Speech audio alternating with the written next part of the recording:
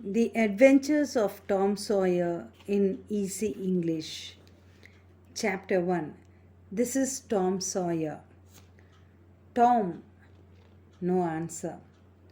Tom, no answer. Where can he be? Aunt Polly asked herself.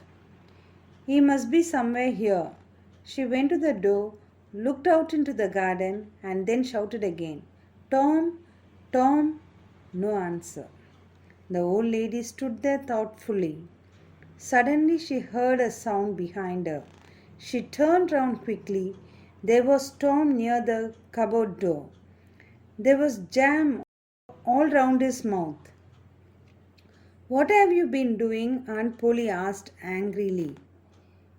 When Tom did not answer, she went on. You have been stealing the jam again. Don't tell me that you haven't. Haven't I told you 100 times to keep away from that cupboard?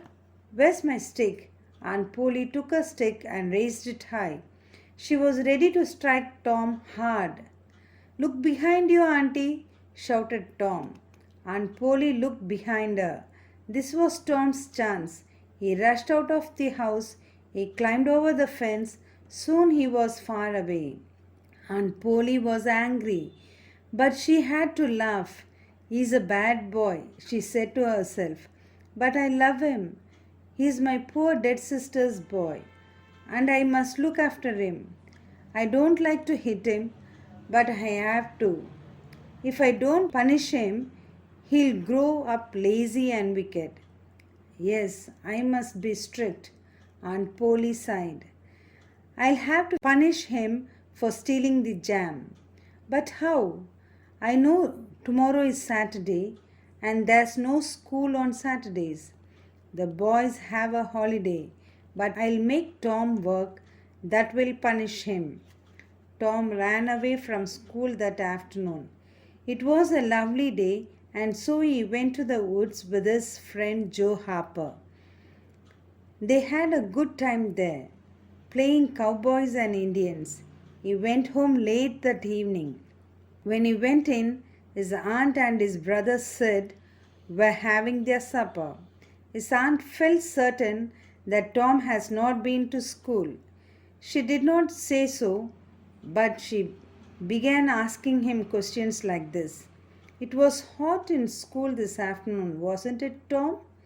Yes, Auntie, rather hot. You wanted to go swimming, didn't you? No, Auntie, not really.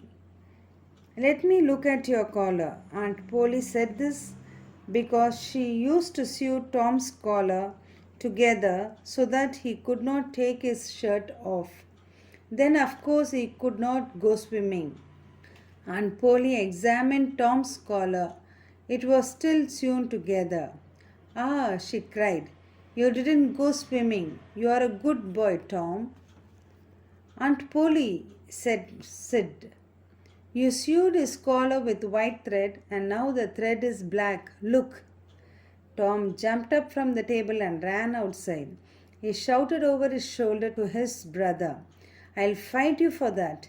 He was angry with Sid. He was also angry with himself. Sometimes she uses white thread and sometimes she uses black.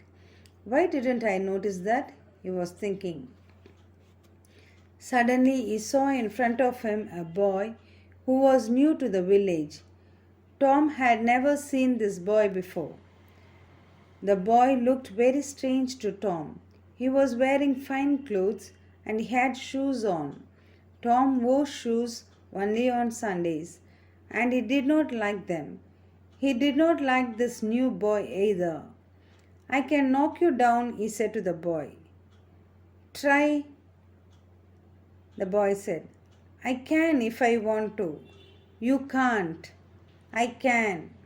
You can't. I tell you I can.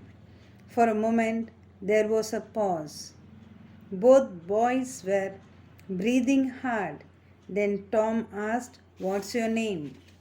I shan't tell you. I can knock you down with one hand.